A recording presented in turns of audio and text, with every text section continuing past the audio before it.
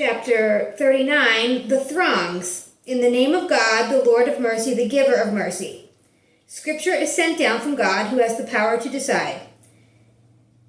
It is we who sent down the scripture to you, prophet, with the truth. So worship God with your total devotion. True devotion is due to God alone.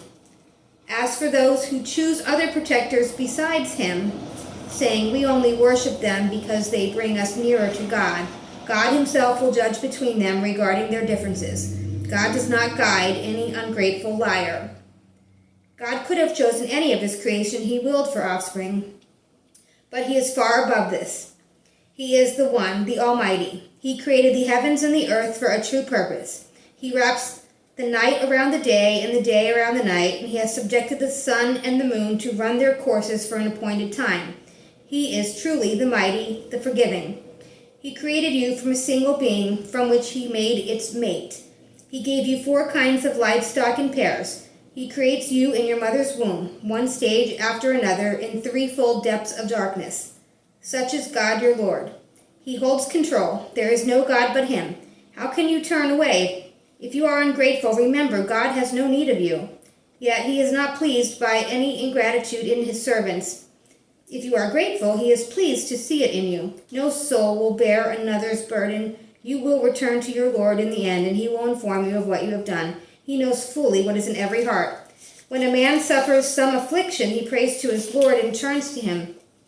But once he has been granted a favor from God, he forgets the one he had been praying to and sets up rivals to God to make others stray from his path. Say, enjoy your ingratitude for a little while. You will be one of the inhabitants of the fire. What about someone who worships devoutly during the night, bowing down, standing in prayer, ever mindful of the life to come, hoping for his Lord's mercy? Say, how can those who know to be equal to those who do not know? Only those who have an understanding will take heed. Say, God says, believing servants, be mindful of your Lord. Those who do good in this world will have a good reward. God's earth is wide, and those who persevere patiently will be given a full and unstinting reward. Say, I have been commanded to serve God, dedicating my worship entirely to him. I have been commanded to be the first to submit. Say, I fear the torment of a terrible day if I disobey my Lord. Say, it is God I serve, dedicating my worship to him entirely. You may serve whatever you please besides him. Say, the true losers are the ones who will lose themselves and their people on the day of resurrection. That is the most obvious loss. They will have layers of fire above them and below. This is how God puts fear into his servants. My servants, beware of me. There is good news for those who shun the worship of false gods and turn to God. So, prophet, give good news to my servants who listen to what is said and follow what is best. These are the ones God has guided. These are the people of understanding. What about the one who has sentenced to punishment?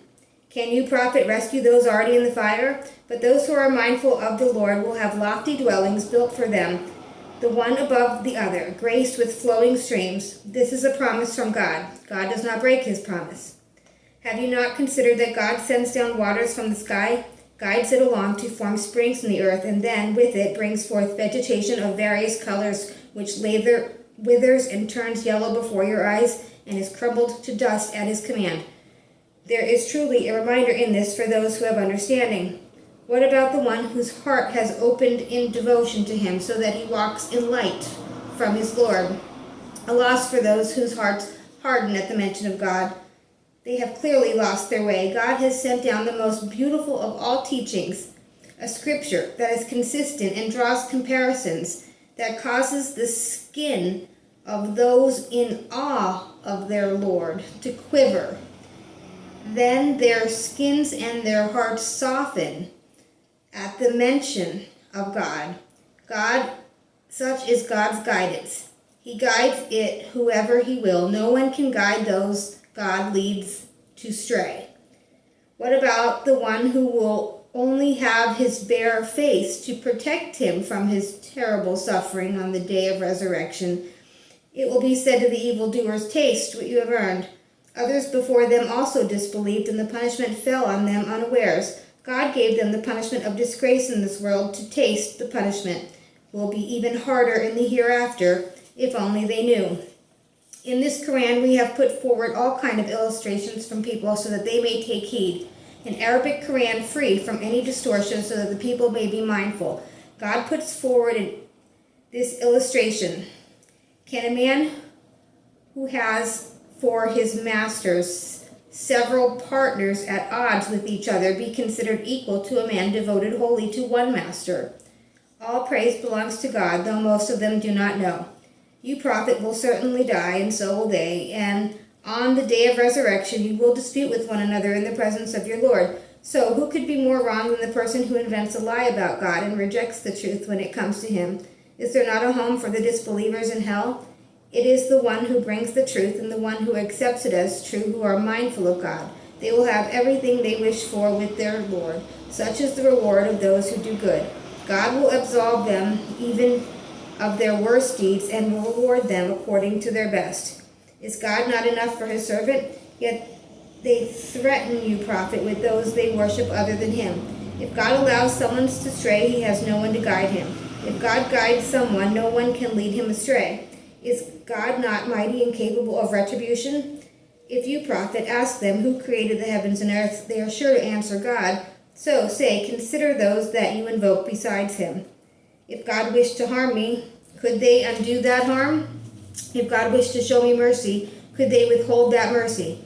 Say, God is enough for me, and all those who trust should put their trust in him.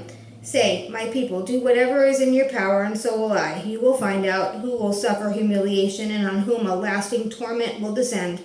We have sent the scripture down to you, prophet, with the truth for people. Whoever follows the guidance does so for his own benefit. Whoever strays away from it does so at his own peril. You are not in charge of them. God takes souls at the time of his death and the souls of the living while they sleep. He keeps hold of those whose death he has ordained and sends the others back until their appointed time. There truly are signs in this for those who reflect. Yet they take intercessors beside God. Say, even though these have no power of understanding, say, all intercession belongs to God alone. He holds control of the heavens and the earth, and in the end you will all return to him. Whenever God is mentioned on his own, the hearts of those who do not believe in the hereafter shrink with aversion. But they rejoice when gods other than him are mentioned. Say, God creator of the heaven and earth, knower of all that is hidden and that is open. You will judge between your servants regarding their differences. If the evildoers possessed the earth's assets twice over, they would offer them to ransom themselves from a terrible suffering in the day of resurrection. God will show them something they had not reckoned with. The evil of their deeds will become plain to them, and they will be overwhelmed by that at which they used to be left.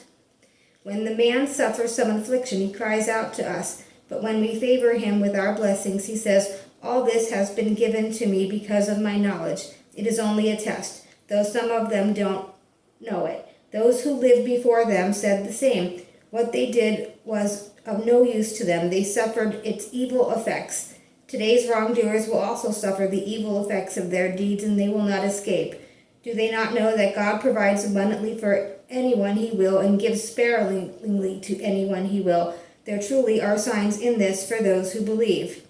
Say, God says, my servants who have harmed yourselves by your own excess, do not despair of God's mercy. God forgives all sins. He is truly the most forgiving and the most merciful. Turn to your Lord, submit to him before the punishment overtakes you and you can no longer be helped. Follow the best teaching sent down to you from the Lord before the punishment suddenly takes you unawares, and your soul says, woe is me for having neglected what is due to God and having been one of those who scoffed. Or it says, if God had guided me, I would have joined the righteous. Or faced by punishment, it says, if only I could have another chance, I would join those who do good. No, indeed, my messages came to you, and you rejected them. You are arrogant and rejected the truth. On the day of resurrection, you, prophet, will see those who told lies against God. Their faces darkened. Is there no home for the arrogant in hell? But God will deliver those who took heed of him to their place of safety. No harm will touch them, nor will they grieve. God is the creator of all things, and he has charge of everything. The keys of heaven and earth are his. Those who have rejected the revelations of God will be the losers. Say, do you order me to worship someone other than God?